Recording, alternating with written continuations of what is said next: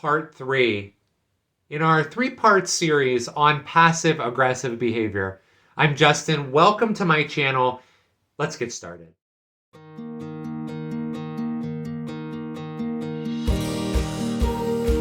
Hi everybody. In today's video, I'd like to wrap everything up that we've discussed in the first 2 videos and regarding passive-aggressive behavior, and also talk about specifically what can we do if we sense that we are starting to be passive-aggressive. Because as I mentioned in the previous video, part 2, which I gave you some specific examples of what passive-aggressive behavior might look like and how you can combat those. And I will link that video in the description. Speaking of the videos, if you find this information helpful or you have something you want to hear about, please leave a comment below, like the video, subscribe to the channel, hit the notification bell so you will be notified when new videos come out just like this. The goal of this channel is really to empower people to use yoga as a way to find some strength, to find some balance, and ultimately find freedom as you come into a greater sense of yourself. In the last video, I discussed one of the yamas in yoga, and yoga has 8 limbs, and one of the limbs is yamas. And one of the yamas is satya, right? We're being real, we're being authentic. And so passive-aggressive behavior is not real or authentic. So let's say you're in a yoga class, a physical yoga class, and you get into a physical pose. Let's say you're just maybe standing. If you're standing and you feel something in your body, you cannot hide from what you're feeling in your body. There's nothing you can grab onto aside from just you and you in your body facing it right there. But in the real world, we don't do that. We reach for objects or for things that may help us cope.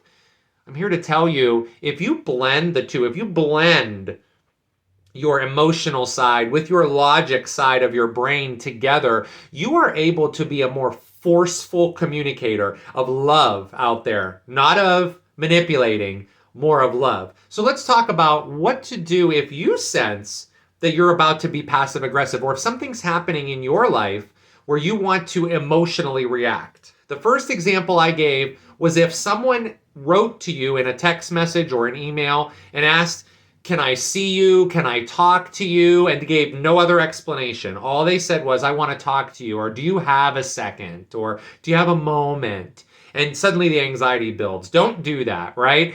Come back to yourself. If you find that you have something to discuss with someone, it is always okay to take some time to reflect on what you want to say.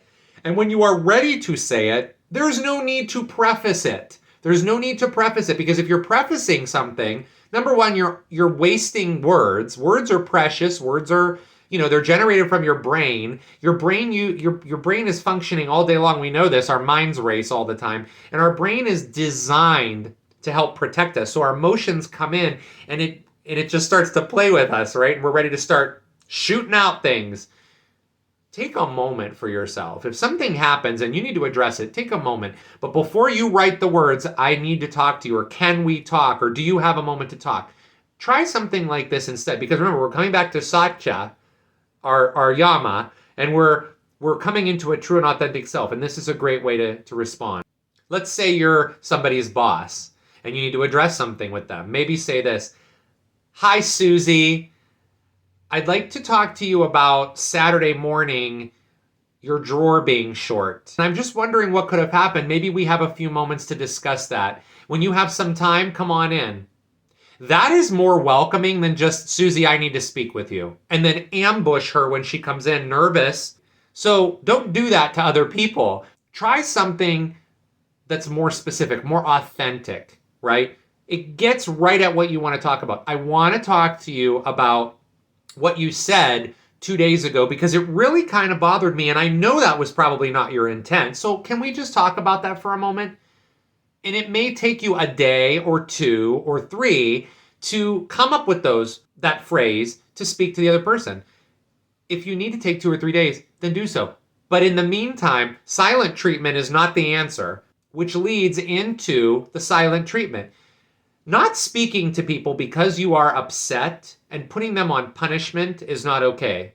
It's humiliating, it's degrading, and quite frankly, it's not being authentic. There is a difference between taking some time to reflect before you speak and not speaking at all. We are humans. Human beings deserve respect. It is different than if you have been psychologically abused by someone and you have to cut them out of your life. That is different. Physical abuse as well, but psychological abuse, physical abuse, that's different than when you have a healthy relationship and you're not speaking to someone because you're trying to punish them. So the silent treatment can be avoided by coming into the logic side of your brain and speaking from that. And I don't believe in fighting. I don't believe in yelling or screaming or confrontation. And we're going to be having a series coming out on confrontation. I don't believe in confrontation. I believe that things will work out as they're supposed to if you come back to your sole purpose. And the sole purpose here is to express how you feel in a true and authentic way. If we would just listen to ourselves before we speak the words, we would not run into silent treatment. We would be able to sit down and say, Betsy, I really was taken aback the other day when you said when you embarrassed me in front of all those people. And I know that that wasn't your intent, right? Remember, there are other people who are watching. You're watching yourself, and the person you're going to speak to is also watching. If you're in an emotional state and you have to say something and it comes out backwards, that's where hurt feelings come. So just take a moment, take a step back, but don't shut the person off that you need to address. Gather your thoughts. Maybe after you gather your thoughts, you might think to yourself, this isn't worth me even saying anything to them about because that person such and such had a bad day, or that person has never acted like that before. You'd have to figure that out based on the dynamics of your relationship. If it's healthy, if it's a healthy relationship, you will not run into that type of an issue where you're questioning the other person's motive, because it all comes from intent, right? It all comes from intent.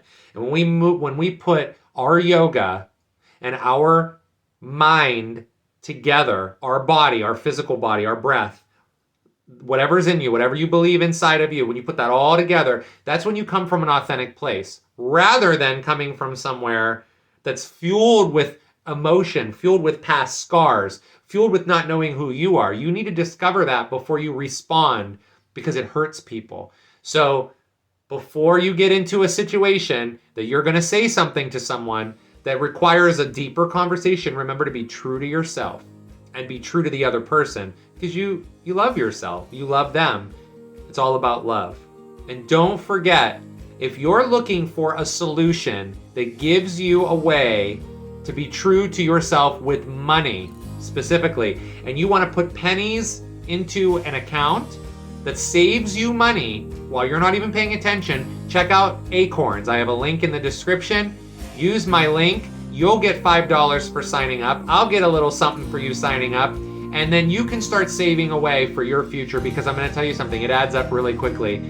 Keep an eye out for more videos. We have new series, new topics coming out, and I hope you guys have a fantastic rest of your day. Thank you.